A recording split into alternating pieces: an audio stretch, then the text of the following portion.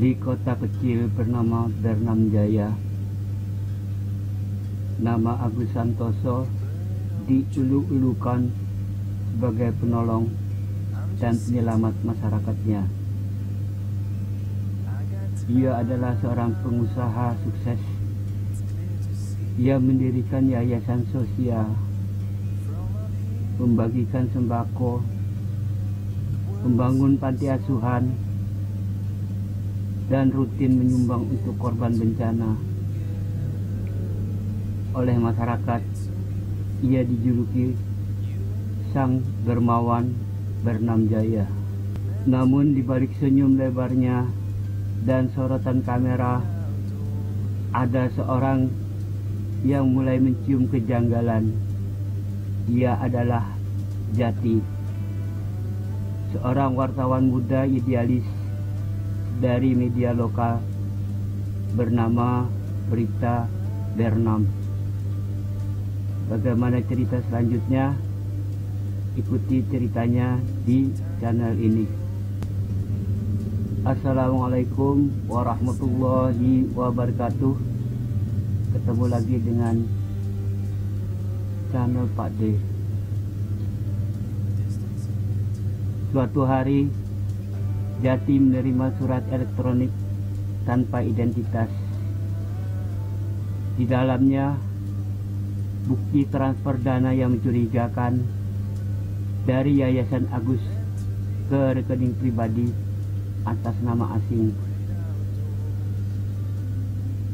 Awalnya ia ragu, namun rasa ingin tahunya membawa ke jejak yang lebih dalam. Sampai suatu malam, sebuah panggilan misterius masuk. Kalau kamu terus usik Pak Agus, jangan salahkan kalau keluargamu nanti ikut kena. Begitu terdengar suara dari sana. Ancaman itu tidak menyurutkan langkah Jati.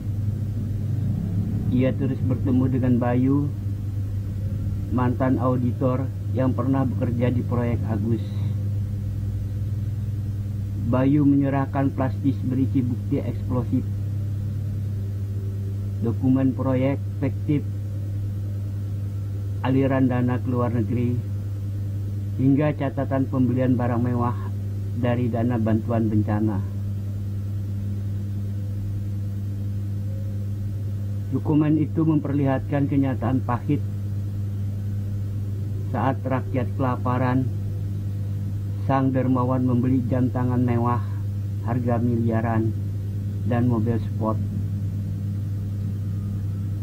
Jati menerbitkan laporan investigasi, dan media sosial meledak. Tagar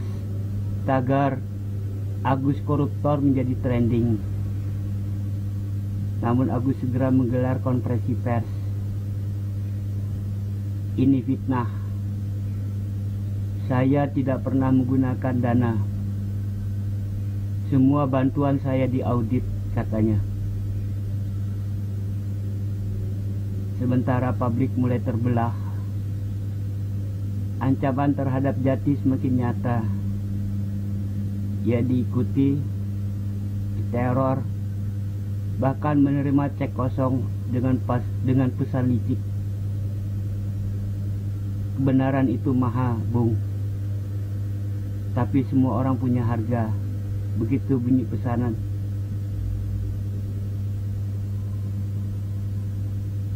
Namun Jati hanya tersenyum getir. Ia merobek cek itu pelan-pelan.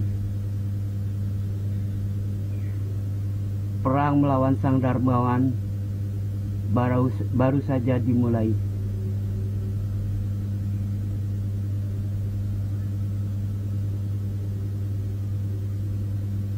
Setelah laporan Jati mengguncang kota, balasan dari Sang Dermawan semakin brutal. Jati diserang di gang sempit. Kantor media dilempari batu. Rekan narasumbernya, Bayu, menghilang tanpa jejak. Tekanan datang dari berbagai arah. Fitnah, ancaman, sabotase digital. Tapi harapan muncul dari satu arah tak terduga. Mantan kekasihnya yang kini bekerja di Komisi Anti Korupsi. Sinta namanya. Ia membawa kabar penting. Lembaganya sudah lama mencurigai Agus. Bukti dari Jati menjadi pemicu untuk membuka penyelidikan besar. Bersama-sama mereka membentuk jaringan rahasia. Wartawan, aktivis, whistleblower, hingga mahasiswa siap meluncurkan serangan informasi serentak ke seluruh negeri. Tapi waktu mereka terbatas. Pak Darto, mantan sopir pribadi Agus, muncul membawa rahasia besar.